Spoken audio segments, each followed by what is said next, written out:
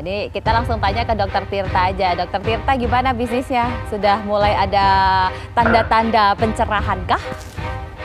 Kalau 2020-nya hancur lebur ya, dari toko yang paling hancur sebenarnya toko yang hancur itu toko yang di Pulau Jawa, terutama di distrik Jakarta. Kalau toko di luar Jawa nggak ngaruh sama sekali, Mbak.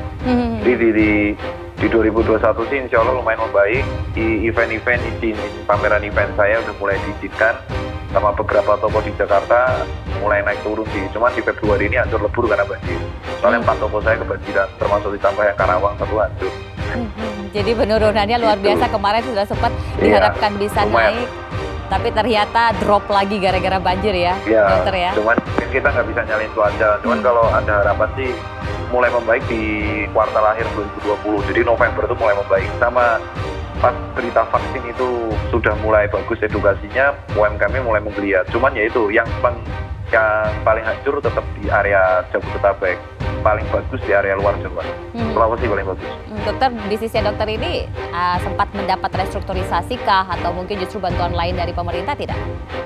Oh enggak, saya enggak, karena saya kan memang UMKM, tapi alhamdulillah saya masih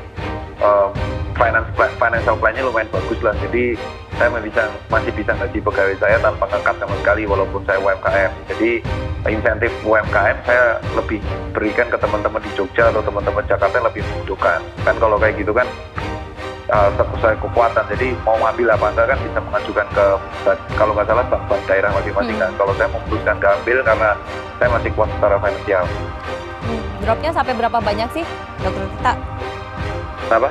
Dropnya sampai berapa banyak kalau dari kuartal keempat ini ke 2021? Kalau jujur ya, kalau di Jakarta tuh hampir 60%. Lumayan kacau. Jadi di Januari mulai pulih lah. Tapi kalau dibandingkan Januari 2020 dan dibandingkan year to year, jadi 2020-2021, dropnya di angka 40% kalau Jakarta.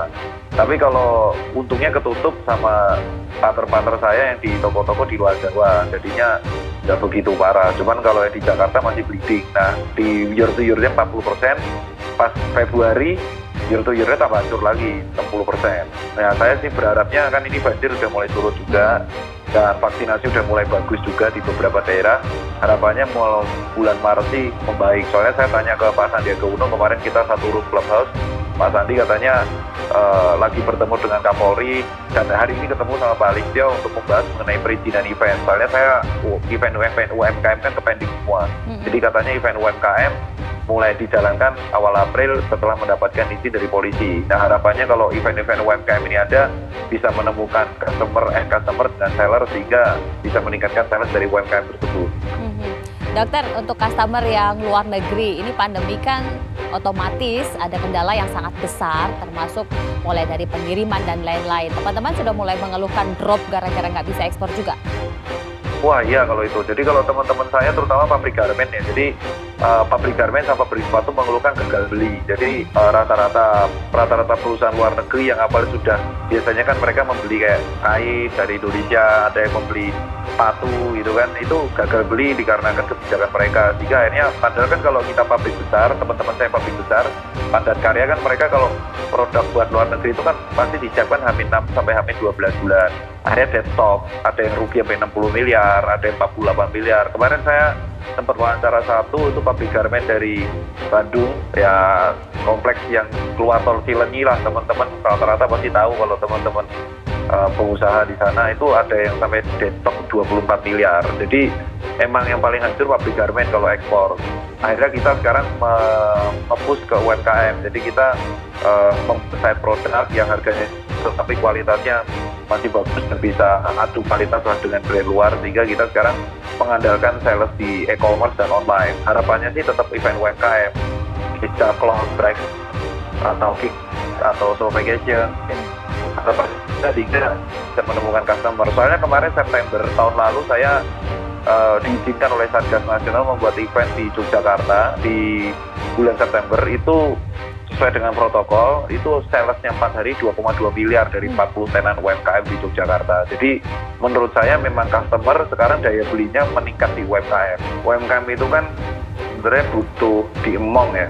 Saya sendiri kan sekarang membantu Disperindex sebagai brand ambassador. Jadi Disperindex Sleman pun saya baru di Sperindak, baru di Dinkes juga, itu ada program memilih lokal hero. Jadi sebenarnya seperti ini, pemerintah kan suka banget yang menggunakan nama influencer dan KOL. KOL itu adalah key opinion leader ya, dan berbagai brand di Indonesia pun sudah memakai KOL. Saran saya adalah pemerintah juga mulai menggunakan tokoh lokal hero. Lokal hero itu maksud saya contoh di bagian Aceh, dia akan mencari dikasihlah 10 anak muda tokoh lokal hero yang bertugas memperkenalkan brand-brand lokal atau UMKM yang ada di situ. Itu sebenarnya yang paling efektif. Jadi lokal hero mengenalkan juga, kan ada digital sosial media, jadi mengenalkan juga karya-karya brand lokal atau UMKM sekitarnya untuk lebih dikenalkan nasional. Itu yang pertama. Jadi memilih tokoh lokal hero sebagai brand ambassador karya UMKM kota dan kabupatennya. Jadi diemong anak muda ini, jangan anak muda ini tuh sekarang terlalu Jakarta sentris ya. Jadi rata-rata brandnya dinaikin tuh brand-brand lokal Jakarta dan brand lokal Bandung. Sehingga terjadi stigma bahwa Bandung tuh kota produsen, sementara kota lain kota konsumen. Terus yang kedua adalah saya menyoroti, saya kemarin mengkritik salah satu tragedi seller ya. Jadi di beberapa e-commerce yang kita tahu yang namanya ada cross transactional border. Jadi ini poin nomor 2, yaitu seller-seller internasional itu mulai menjual bebas barangnya secara eceran ke Indonesia. Dan sebenarnya Indonesia juga bisa menjual barangnya ke luar negeri. Tetapi ada yang satu perlu digarisbawahi, bahwa pasar UMKM Indonesia tuh rata-rata sellernya belum siap secara struktural dan fondasi untuk menguasai pasar nasional. Jadi ketika menjual internasional kita pun kalah.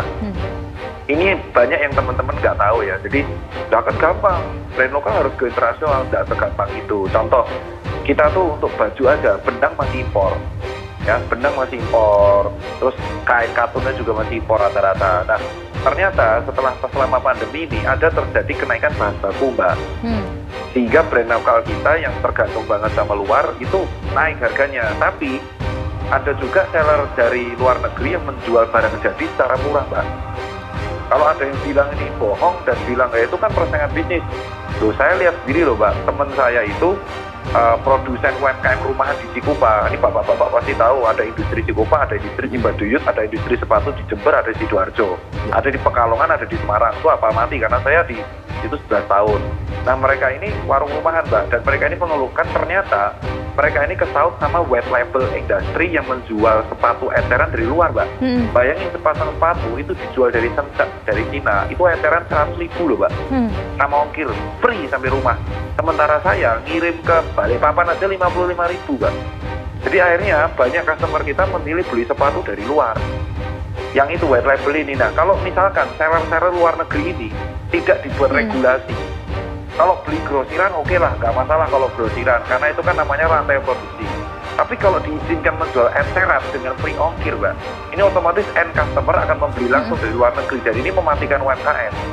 Kalau ada yang bilang, ya ini kan tergantung persaingan bisnis, brand lokal harus menekan harga. Tuh, kalau UMKM menekan harga, sesuai kata Bapak tadi, bahwa banyak UMKM itu mainnya belum bisa kuantiti banyak.